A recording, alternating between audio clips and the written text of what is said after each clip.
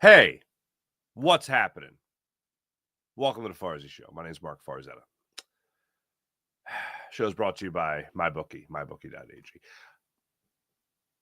I really need to understand the Ace Bailey situation because when I woke up this morning, I saw a thing from my man Keith Pompey and saw something from Sham Charania of ESPN about Ace Bailey canceling his visit to the 76ers. Now, I originally heard he was coming into town today and then was going to have dinner with the Sixers tomorrow. And that visit, that workout, has been canceled by Ace Bailey. The ultimate takeaway, which was really funny, because I'm literally just having this conversation with somebody yesterday about why the Sixers should be sold on him, why he has such a high ceiling, why he would be the best pick for the Sixers at number 3. And I was like, well, we're going to find out this week. And we found out. We found out in the wee small hours of this morning that Ace Bailey is not for the Sixers. And that's not, I don't think, the Sixers' fault necessarily, as much as it is Ace Bailey wants to go somewhere and log a hell of a lot of minutes and become a star as fast as humanly possible. And hey, good for him in that regard. But does he actually think he's going to come to Philadelphia and not play? Does he think that Joel Embiid is going to take a lot of the focus off of him? Does he think that Paul George is going to play 82 games and take away ability or chances for him to score? Because that ain't going to happen. If he comes here, it's going to be the Tyrese Maxey and, for the most part, the Ace Bailey show. But he wants more of a guarantee, I assume, to go somewhere else, to drop out of the top 3 and go somewhere where he's going to log the minutes. He's going to get the points per game up. He's going to have all the opportunity in the world to become the focal point of a basketball team, which goes completely against everything that you heard him say at the draft combine. He's sitting up there at the dais. Hey, what would it mean to get picked by, I think it was the Utah Jazz reporter asked him the question. Hey, what would it mean to get picked by the Utah Jazz? He's like, oh, just anywhere. If I just get picked anywhere, hearing my name called anywhere would be a blessing. What that really means was, I assume, hey, it would really be a blessing to get picked by a team where I could be the star immediately. Usually that's the case for a top 3 pick. Wherever they go, they have the opportunity to be a star. It's usually the team's terrible.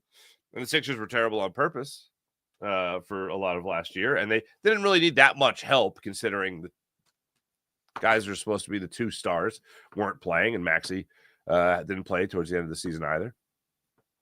But he got the opportunity to be drafted to a team at number 3 that has an opportunity next year, albeit, I think, faint, to compete in the East, with the one thing going right, which is health, which I don't bet on, which, again, don't find likely at all. But with that comes the opportunity to play more. It would be similar to him in college, and maybe he didn't like his college experience. It would be similar to having, I got a point guard or a guard that could distribute. He's also a star. I could be a star. It would be Tyrese Maxey and Ace Bailey instead of Dylan Harper and Ace Bailey. Maybe he didn't like that. Maybe he wants to be the only the fish in the sea, I guess. Very disappointing, because I still just isolated in a bubble.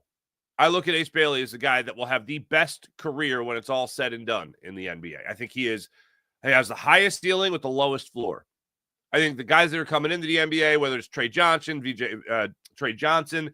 Edgecombe, Dylan Harper, even Cooper Flagg, guys are going in there with this high floor and low ceiling, where they're going to be good. No. None of these guys are going to be scrubs. I don't think any of these guys are going to be busts. But Ace Bailey is a guy coming in here, and apparently he's got demands. At least like Ben Simmons kind of had demands, I guess, or kind of had an attitude about the way he was going to play, or not necessarily where he was going to be, but definitely an aura about him. And he was going to be number 1. Ace Bailey ain't number 1. Joel Embiid was going to be number 1 until he got hurt in college, and then we're like, oh, look, this isn't a taste of things to come. Very disappointing, because this just means he doesn't want to be here. That's my overall takeaway from the Ace Bailey story. He doesn't want to be here. He wants to go somewhere. He wants to fall out of the Sixers range, and he wants to go somewhere where he can be the number 1 guy.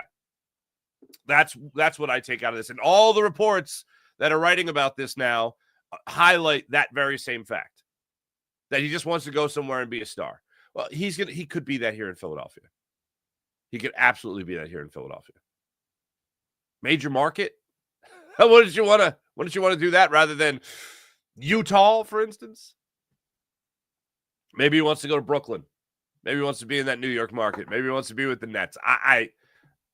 It's perplexing to me. Now, one of the things, and here's what really sucks about it. I was already, after reading the reports 2 days ago, I was already feeling like, oh, this isn't it. Red flags galore when you talk about a player not wanting to try out for teams, not wanting to meet with teams.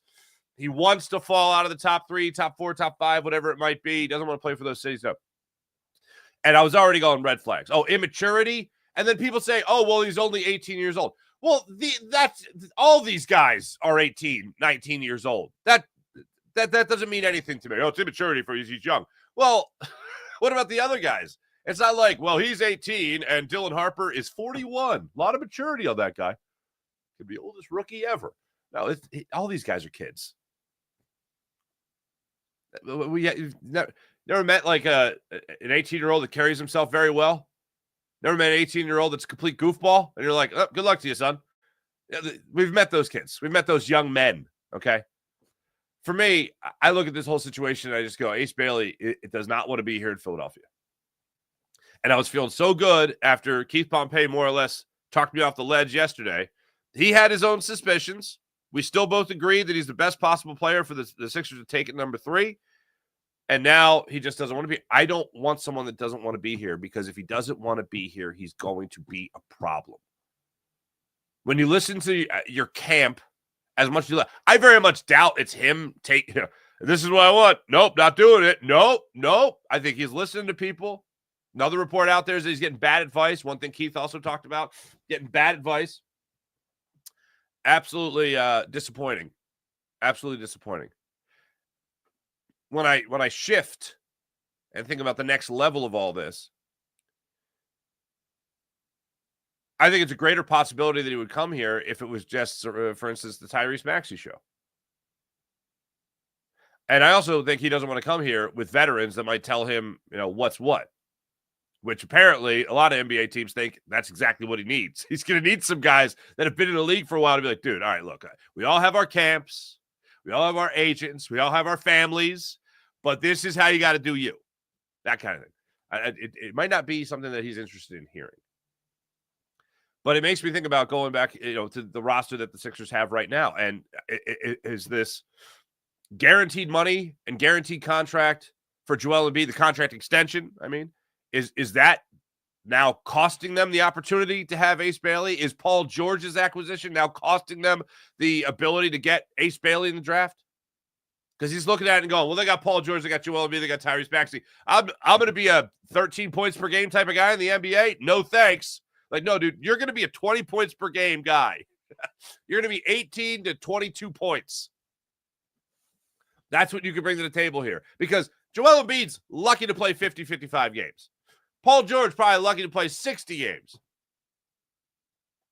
You and Tyrese Maxey going to be running the show. But you can't just tell the guy that. Yeah, okay, well, he's still under contract. He wants to play. He's playing. You can't just be like, well, no, that guy's going to be hurt all the time. I don't really envision those words ever coming out of Daryl Morey's mouth. Could you picture that? A story by Keith Pompey or Sham Charania. Oh, Daryl Morey told Ace Bailey that don't worry, you're going to get a lot of minutes here. You're going to get a lot of points here. You're going to get a lot of run here because Joel Embiid's going to be injured all the time. And I just gave him like $93 million guaranteed. But yeah, whatever. No, that story ain't coming out. But if somebody else could slip him a note and be like, by the way, this team isn't going to be healthy, so you're going to get a lot of minutes. I'm like, great. Now the position that we have compounded with not only giving Joel Embiid a contract extension. Oh, they had to do it. No, they didn't. And also bringing in Paul George is now going to cost them a chance at a player that I think is going to be a great player. He's going to be a great player. He's not going to be a great player here. And it's one of those situations that you look back on it maybe 20 years from now and you'll go, well, the Sixers should have just taken Ace Bailey. It wouldn't have happened. Whatever happened, it wasn't going to happen here in Philadelphia.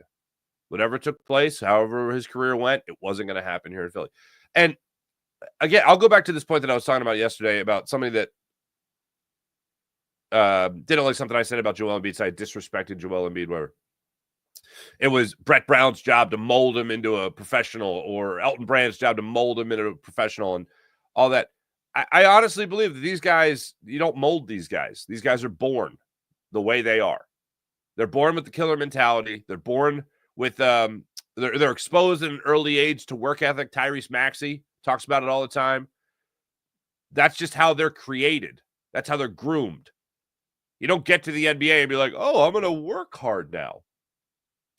Like, unless you're Charles Barkley and Moses Malone, and this is years ago. So it's not even fair to compare it to the modern athlete, but just an example. The modern athlete. Just an example. Moses Malone telling Charles Barkley, you're fat and you're lazy. And then Charles Barkley, maybe I should drop a couple of LBs. It doesn't happen. Doesn't happen.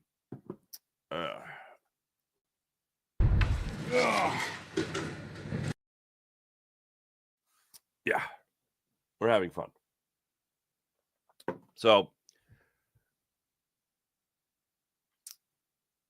town alone, I want Ace Bailey, but it ain't going to happen here in Philly. He doesn't want to be here. It's as simple as that. One thing that I was also told about during Locked On Sixers yesterday, Keith mentioned that, and I never realized this, politics plays into it in terms of working out for certain teams. So the idea that he was going to come in and work out for the Sixers and really not work out for anybody else, I found to be very interesting. The fact that they even thought about scheduling the meeting with the Sixers, who knows, maybe all that was just part of a ploy as well. But the fact that he was even thinking about working out for the Sixers could be political, where certain teams will host a guy and they'll be like, look, don't go work out for the Sixers because we want to take you over here. Like, we're taking you. So don't worry. If you want to be here, don't work out for them.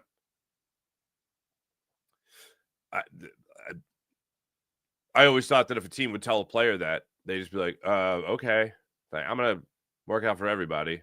Cast a wide net, thanks. Like, oh, no, I don't want to be there. I'm going to work out for you guys. Never thought about it like that before.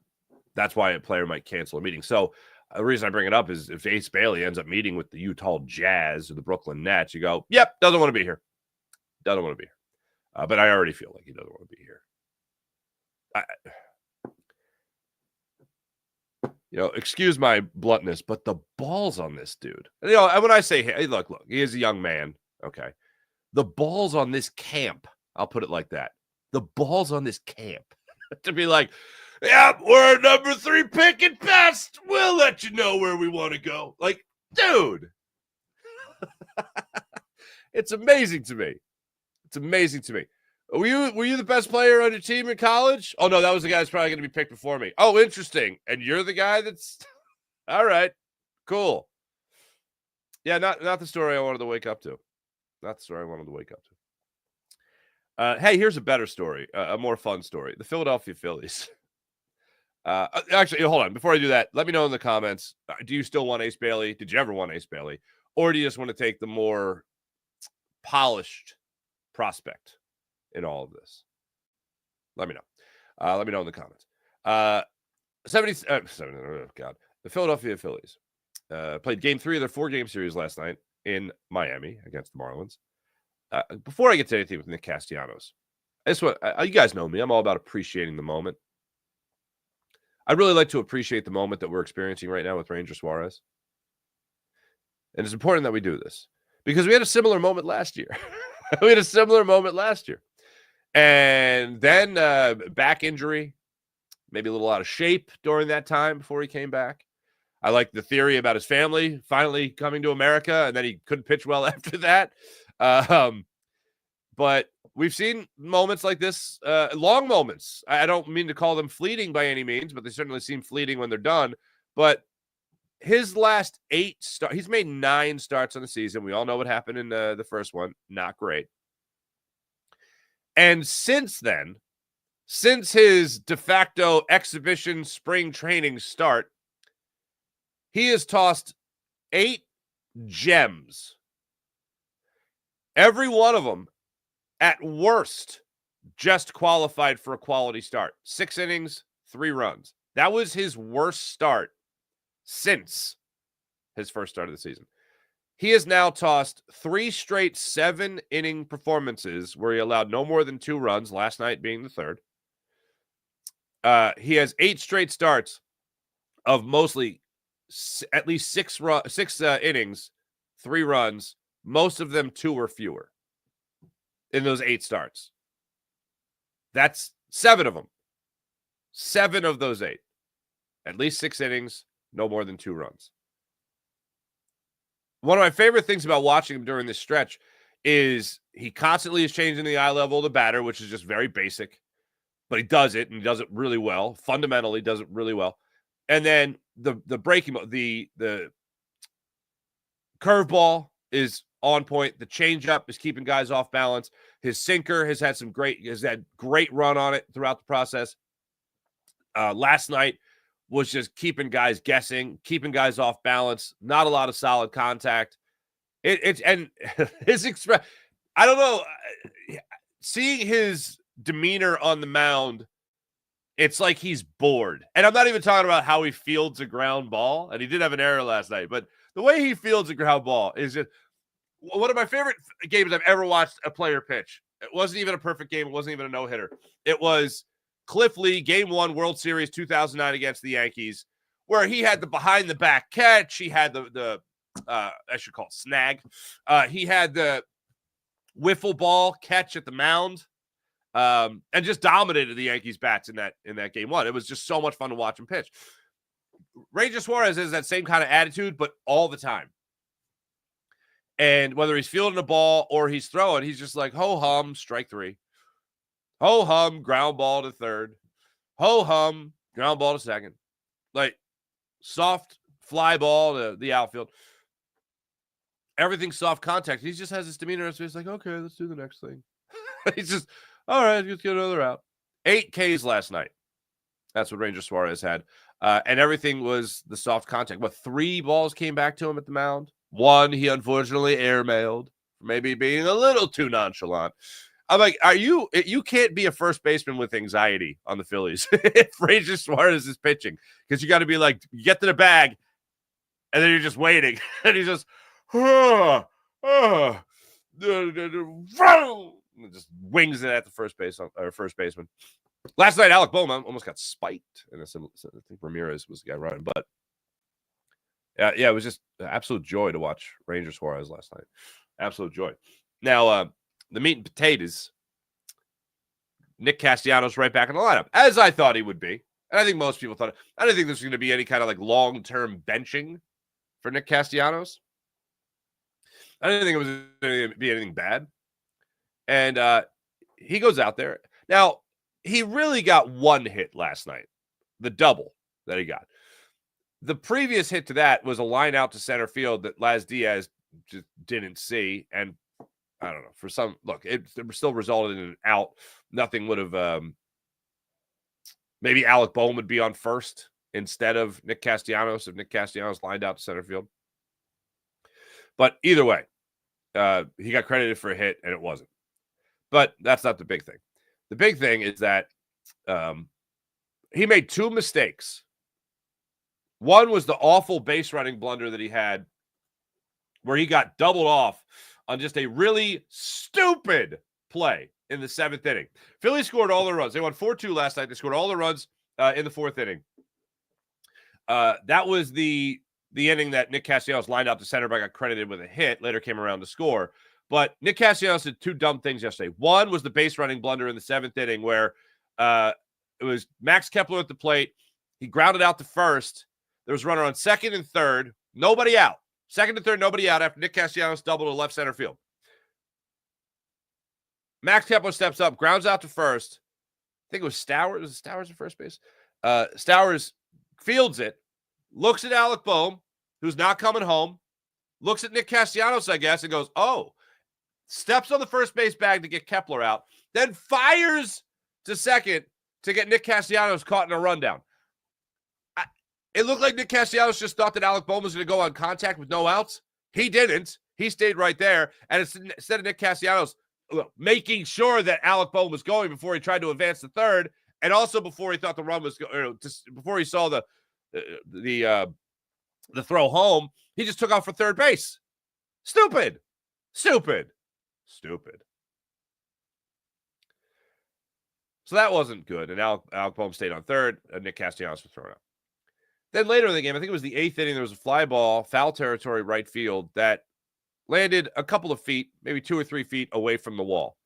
Castellanos was there to make the play. He totally alligator armed it. And then I started thinking, is he just mentally checked out now? Is he just going to be one of these guys that's going through the motions because he got benched, because he doesn't like his manager anymore, if that's the case? Both said everything's behind him now. Everything's great. So I'm like, all right, I really don't need a prima donna in right field. The Phillies can be tough enough to watch at times. I don't need to think that somebody is out there not giving the old college try, 110% and all that stuff. Somebody's kind of checked out mentally. I don't need that because that could get contagious, and I don't want it. And then the beautiful moment happened. Beautiful moment is Matt Strahm goes in there, and he's terrible. Matt Strahm is pitching that 9th inning, and he looks bad. He already gave up a run. It goes from 4-1 to 4-2. I think he gave up 3 hits in the inning in total. It wasn't great.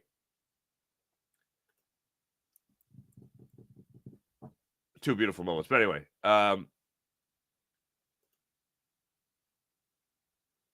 he gives up a line drive with 2 men on that is carrying to Fortes. And you got 2 runners on. It's a 2-run ball game. What was the pitch that he gave? All right, set the scene. Hernandez doubled to left to start things off. Then he struck out Wagaman. Myers gets the RBI single. Hernandez scores the 4-2 ball game. He strikes out Norby. Now you got 2 outs in the inning. Then Winkler comes up. He gets a single. You got 2 runners on. You got 2 outs. And you got Fortes at the plate. He goes up at the count 1-2 to Fortes. Fortes then gets a sinker away, puts a great swing on it. This ball is carrying. Nick Castellanos going back. I'm thinking, are you kidding me? A walk-off 3-run home run? You got to be kidding me. Nick Castellanos raises up, leaps in the air, catches the baseball, comes down, 3rd out, game over, lifts up his shirt. I think he was just untucking it, but he was doing it with some pizzazz. He flashed a nipple, is what happened. Inappropriate. Flashed a nipple.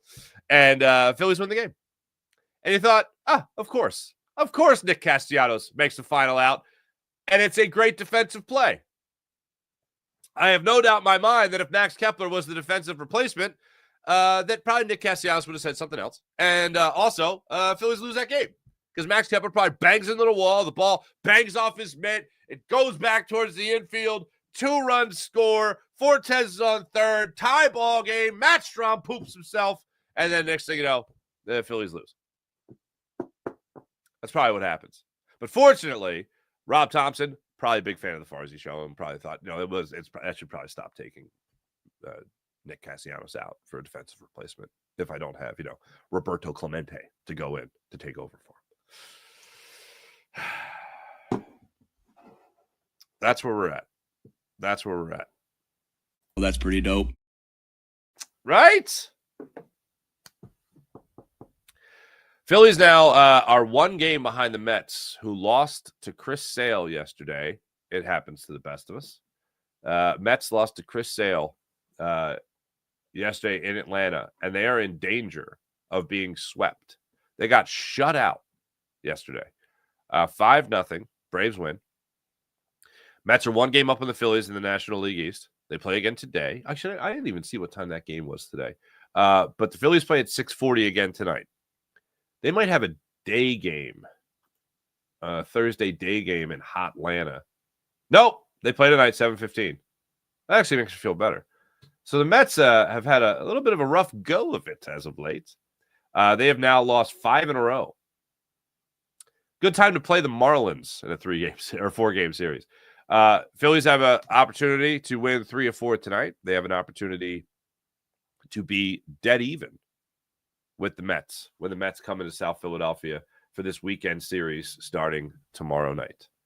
I can't wait for it. There's so much riding on this series as far as the overall mental health and well-being of the Delaware Valley as it pertains to the Philadelphia Phillies. I am very much – it's the series I've looked forward to the third most. The Dodgers series, that was so early in the season, which was still great. Phillies won that series. The Mets series, which the Phillies, as we know, got swept, and that was ugly.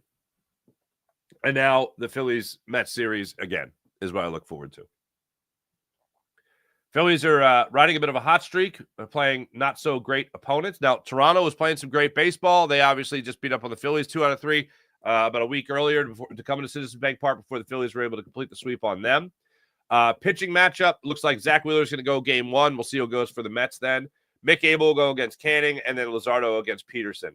That's Wheeler, Abel, and Luzardo. How about Mick Abel getting his first taste of Phillies Mets coming up? I know I should have looked past this game today, but I'm not playing in it. So I'm going to go ahead and look past the Phillies playing tonight. By the way, Christopher Sanchez starts tonight. I am just a weekend series couldn't be more perfect. Might have to set the TV up outside. I know it's going to be muggy. Might even have to enjoy a cigar. Hopefully enjoy a cigar. Not smoke it bitterly as the Phillies are getting spanked by the Mets, but they have the Mets in a great position right now. Can you imagine this weekend series if it's not up at tied record-wise atop the NL East? Can't wait. Just got to get through tonight. Also on the Phillies about last night's game, Alec Boehm, another phenomenal night. Kyle Schwarber, not so much. Trey Turner took an off night for being awesome. But Alec Boehm, 3 hits on he's now hitting 291. That's what Alec Boehm's hitting right now in the season. Some pop has returned to his bat. Some doubles play has returned to him. He looks like every bit of the guy that the Phillies sent to the All-Star game last year. This is what we were waiting for with Alec Boehm. And one of the great things about it was, I wasn't saying trade the guy in April, but I know a lot of people were saying, oh, you got to get rid of him. 213 batting average, 244 on base percent, no home runs. 339 hitter over the last month with a 374 on base percentage. The last 2 weeks, he's got a 407 on base percentage and a couple of home runs. This is the guy that you want to be playing third base for you. Edmundo Sosa looks totally lost. Remember when he was on fire to start the year, and Alec Boehm was, Sosa should play third every day. It's great to see him work through the struggles that he had early in the season and be what he is right now.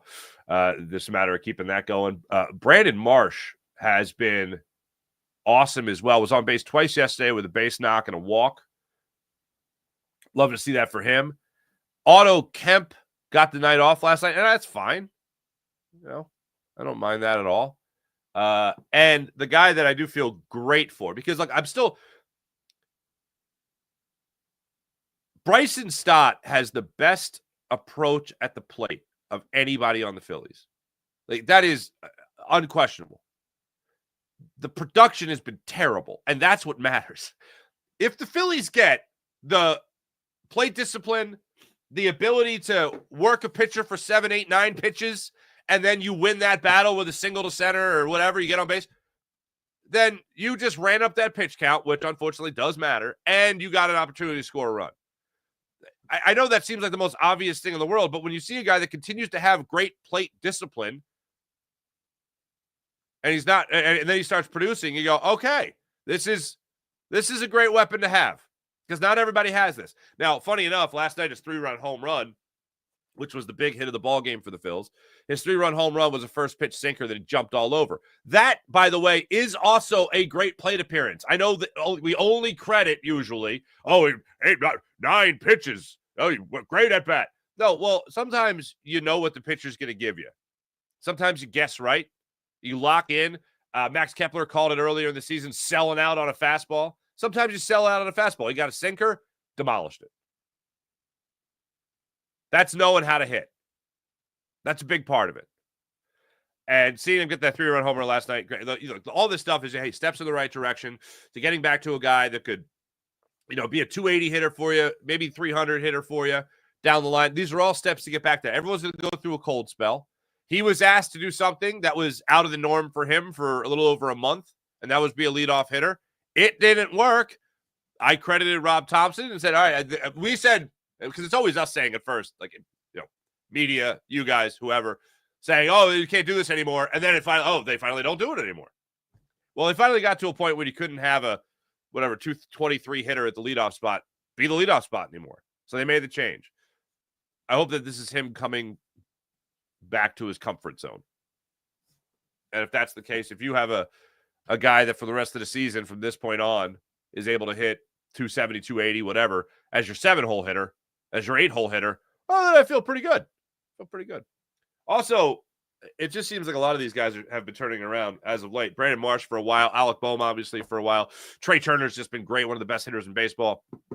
The other is JT Realmuto. Phillies needed production from him. I really wanted to see Rafael Marchand take more of a bigger role to make sure that they were spelling JT Realmuto so he was healthy and rested come playoff time, come wild card hunt time, come division, come September is what I'm saying. And JT Realmuto was off to a terrible start. You're talking about a guy coming out of May, hitting 205, and he's an everyday player. Now you're talking about a guy hitting over 300 in June to this point. Talking about a guy driving in a run last night. The first run of the game, by the way, before Bryson Stott's 3-run home run, JT Realmuto played Nick Castellanos in that 4th inning with a single.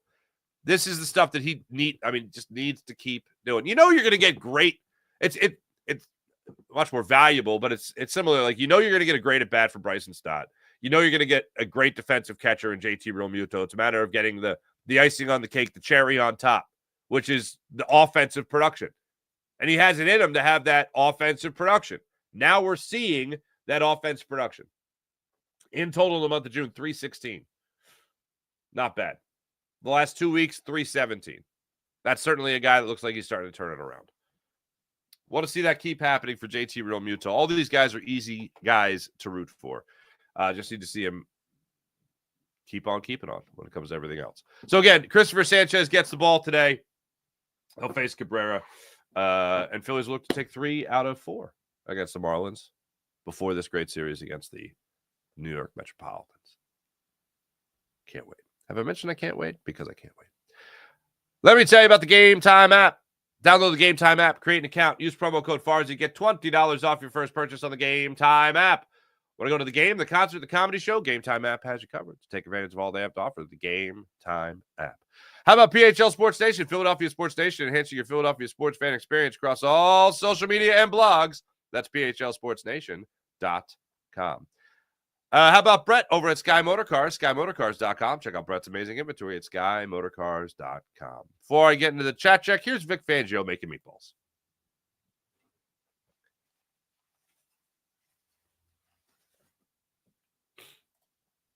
There, I think we can all feel better about our day after that. All right, let's see what we got going on here. What's going on, everybody? Riz, good morning. Good morning. Jason A, what's going on? Morning. We still need to draft Ace.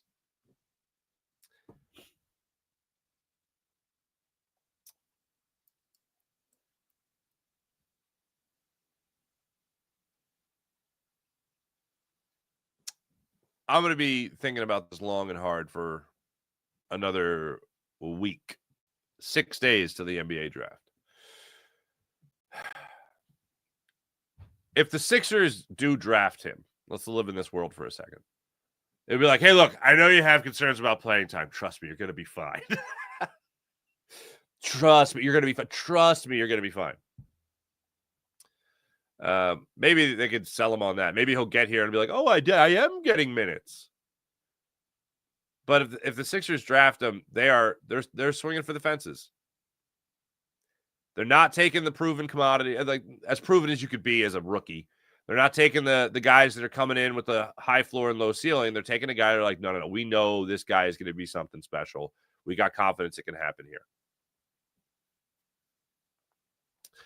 Draft him. He's going to get plenty of playing time.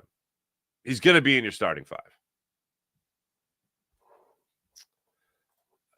Jerry Von Skyver, what's going on? Summer is finally here. The Mets are about to get swept. And how about Casty last night? Let's go. Thank you, Jeremy. Rizzy68 Scott, Detroit Tigers over here. Huh? Sixers are a horrible organization. Well, yes, we can agree on that. Sean Kilrain, what's going on? Sean Gillespie, hello, good morning. That's a bum team. He wants to showcase his talent. Says Ace Bailey. Yes, that's true. Rye, good morning, Farzy friends. Good morning, Rye. What about winning? What do you? I don't know what the reference is. Sean Kilrain, hello. Ranger Suarez through his first 9 starts, 2.20 ERA, 2.72 FIP, and a 1.7 WAR. 8 quality starts. Yeah, how about that? Saw this source. Ace Bailey was seeking a promise from the Sixers prior to committed to the meeting. That meeting appears to be unlikely now. Yes. Yes. I think that was Shams that had that.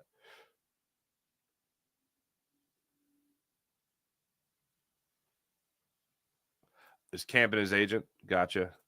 Danny Prado, what's going on? Can't blame Bailey for not possibly wanting to be a Sixers. I can't even watch them. This is Sean Gillespie. Yeah, we're ripping the Sixers like, no, you want to be here. Trust me. Well, you guys don't really seem to think highly of it. Oh, we don't. But you could change that.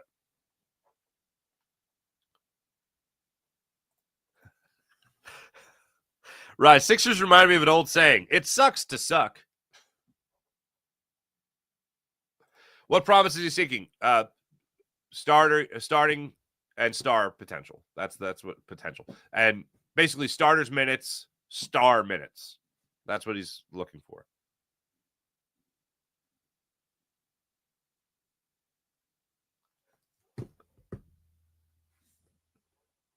Jeremy, God bless you, brother.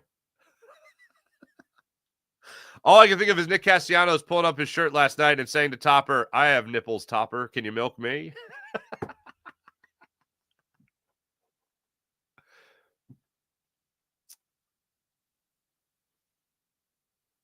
Gotta have patience, says Rizzy68. You mean with Ace Bailey? Or Ace Bailey, you have to have patience, or we have to have patience with Ace Bailey. Because I gotta tell you, and I really don't like carryover blame. Like, I don't want to blame Ace Bailey for Ben Simmons. I don't want to blame Ace Bailey for Markelle Fultz. I don't want to blame Ace Bailey for really the whole process. I don't want to have a short temper with him because other people have shortened it, you know? But it's kind of hard to do that. It's kind of hard to just keep trusting athletes. April. Good morning, April. Chip season birds. Don't draft his ass if he's there. Here, the one thing I will hold out hope for, because as long as there's a player that I think will have the best NBA career and has the most potential, as long as that guy exists, I want him on the Sixers. The thing is with Ace Bailey is he doesn't want to be here. How much of a headache will that cause? I think it'll cause a huge headache. There is a chance that the Sixers go, dude, we're going to draft you. You're going to play. This isn't like you think you're going to be a 18 minutes a game bench player for us. No, you're going to play. It's the only way you're going to get better. We think we have an opportunity to win. The Sixers, look, either way, the Sixers are in transition. This is what's happening in the upcoming season. Let me just get away from any, hey, let's try to be optimistic. Let's try to be, the doomsday scenario. Here's what's happening with the 76ers. They are in transition. They're not in retooling. They're not in rebuilding. They're in transition. They're going from the Joel Embiid era to the Tyrese Maxey era, and maybe pretty damn soon to the Ace Bailey era.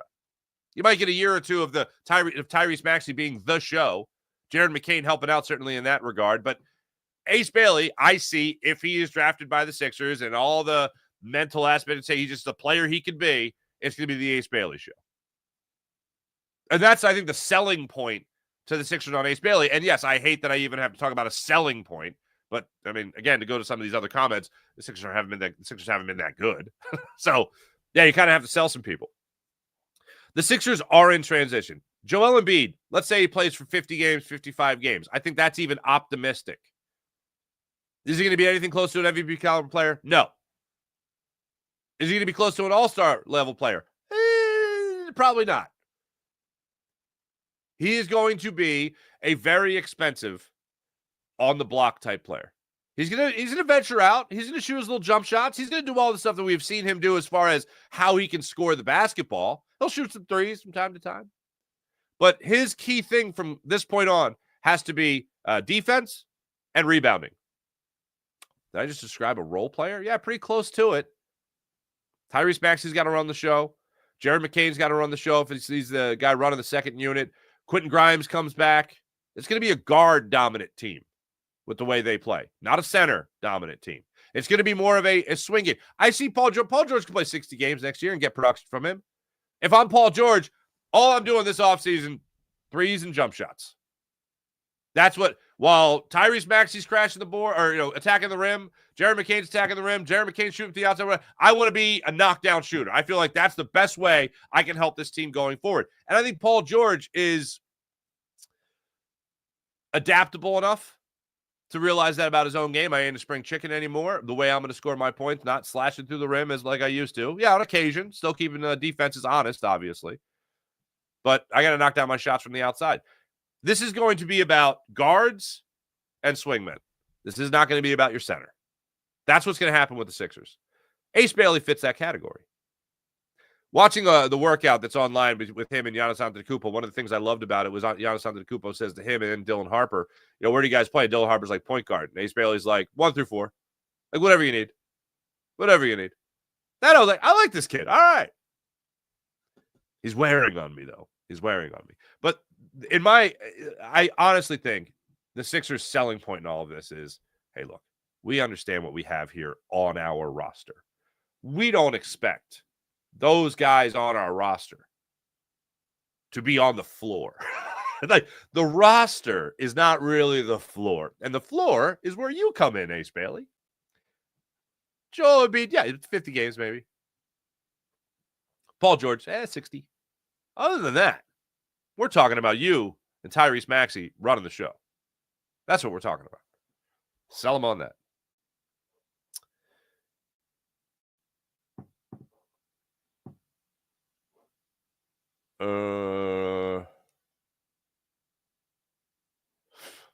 Paul George to the Jazz rumor. I've seen many rumors. I would doubt it. One of them was to the Bucks, I think. I would be in favor of a trade back. You're still going to get Trey Johnson. You can still get VGH comes a possibility. I doubt it. But if Ace Bailey lets you know that he wants to go somewhere else, maybe, and I don't know why they do that, and you trade back with the Jazz or whoever, and you get another first-round pick, because the Sixers situation next year is there's no pick. Sixers situation the following year is, I believe there's a second-round pick, and then the following year is the Rockets pick, the first-round pick. So, yeah, I'd actually be in favor of it. You really want to take a gap year? Remember that phrase going into the last year? Gap year. Well, they didn't take a gap year. They signed Paul George. So that's where we're at. Rob V. The Sixers won't win until the Rob. I don't disagree with you. I don't like Harris Blitzer, sports and entertainment, whatever. I want them to be sold. I just want them the way they have been. I don't need the whole I don't need to give you guys a whole history lesson, but the way they've been kicked around by the NBA, the way they drag the city through the whole stadium development ordeal, is like, dude, seriously, this is ownership.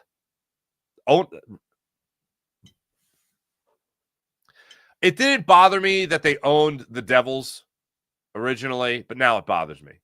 It also bothers me that they own the Commanders. Like, that also bothers me. Like, it didn't originally, but I'm like, oh, they really don't care. they don't care.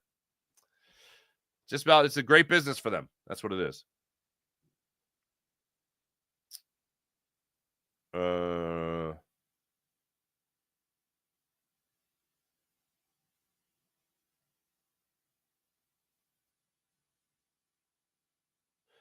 Lie. Yeah, draft ace, then trade. Maybe. I meant that could work, but not letting Danny Ainge get ace. Right. Trey Johnson, great work ethic. VJ Edgecombe, great work ethic. These are the easy guys to bank on.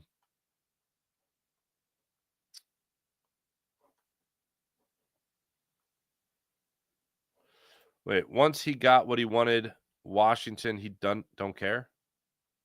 Is that Harris?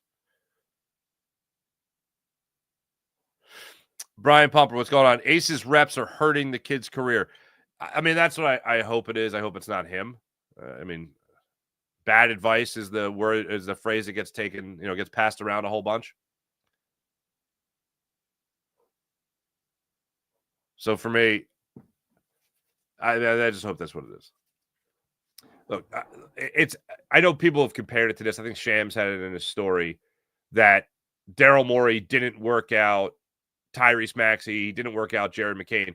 Well, these aren't lottery picks, right? These aren't top 3 picks. Again, they're not even lottery picks. They're not even top 3 picks. These are guys who are taking 20 and 21. So it's not really comparable. It's not an end all be all if the guy doesn't work out for you. It's just unfortunate because most people are looking at this as a 3-player or 2-player draft. Ace Bailey's supposed to be the number 3 guy. I've said all along that he, as a player, is the perfect fit for now and a perfect guy to build with. Perfect. It's rare that you get that fit. You hear Howie Roseman talking about it all the time. He talked about it with Jahad Campbell as well when he drafted him in the first round. He's like, this is what we need, and it's also a perfect fit. It's rare that happens. Best available, perfect fit. That's what you have. And things just keep on popping up. Huge red flags about Ace Bailey. You don't want to have to sell a guy on coming to play for you. You want him to be true to his word.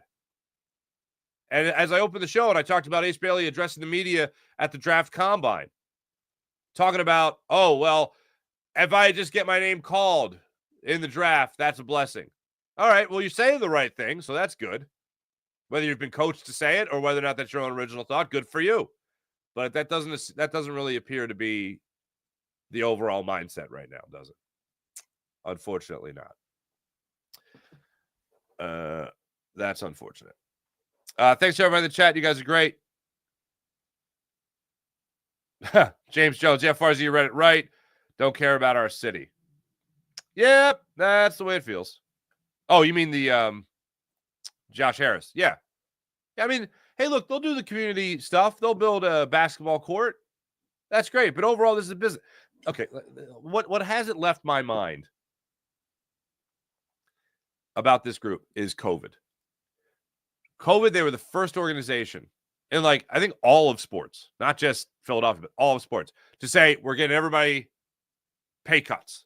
Hey, look, to a point, I can understand that. You're running a business here. There's no games to produce money. There's no television money. Everyone gets a pay cut. But it's like, hold on a second. Just Josh Harris alone. And Elton Brand was taking a pay cut. Scott O'Neal was taking a pay cut. All these guys were taking pay cuts. And the Sixers thought they were doing a great thing. We're not firing anybody. Just everyone's getting a pay cut. And I remember thinking, at the time, Josh Harris was alone. Just Josh Harris was $4.7 billion of net worth. And you're talking about these people that work in the city workers, essentially, that are scared to death about what's going on with a pandemic, for one thing. And also, now they got to worry about where their money's coming from. And you're giving these guys pay cuts? You can afford it. So if there's anything I'm ever proud about doing during my radio career, it's just absolutely, no pun intended, blitzing them, even though I was working for the flagship station of them at the time. And everyone else followed suit. And the Sixers reversed course and said, oh, no, we canceled. We're not doing that anymore. And I remember hearing from people around the league about how the rest of the league was watching how the fan base in Philadelphia was going to respond, how the city was going to respond to it. And then everybody else followed for them. They're like, oh, yeah, we're good. We're not doing anything. Pay cuts? No. So, yeah, I'm not a fan. Not a fan of this ownership group. Not even a little bit. Not even a little bit. Thanks to everybody in the chat. You guys are great as per usual. Let's get to the morning rush brought to you by Sky Motor Cars. Sky Motor Cars Phillies and Marlins tonight, 6:40 start time in Miami. 7:15 start time for the Braves and Mets. Braves trying to avoid the brooms against the Bravos. Christopher Sanchez gets the start for the Phillies tonight. He'll go against Edward Cabrera. Sanchez 5-2 on the year with a 3.05 ERA. He is coming off a 7-inning, 2-run performance against the Toronto Blue Jays in South Philly. Before that, he had a 7-inning, 2-run performance against the Pittsburgh Pirates. And before that, a 6-inning, 1-run performance against the Toronto Blue Jays. Look at that. That's who the Phillies got on the bump tonight. Look forward to that. Thanks for watching. Thanks for listening. Hey, I think we're going live today at 10 o'clock. Me and Keith Pompey to talk all things Ace Bailey. That's coming up at 10 o'clock today on Locked On 76ers YouTube channel. Then at noon, Locked On Eagles YouTube channel, Locked On Eagles Squad podcast. Myself, Jason Martinez, and Louis DiBiase. And then tonight, Locked On Phillies postcast on the Locked On Phillies YouTube channel. Phillies try to take 3 out of 4 against the Fish. Look forward to that. Thanks for watching. Thanks for listening. My name is Mark Farzetta. Catch you guys really throughout today, and then catch you guys tomorrow morning for the Farzy Show. See you guys.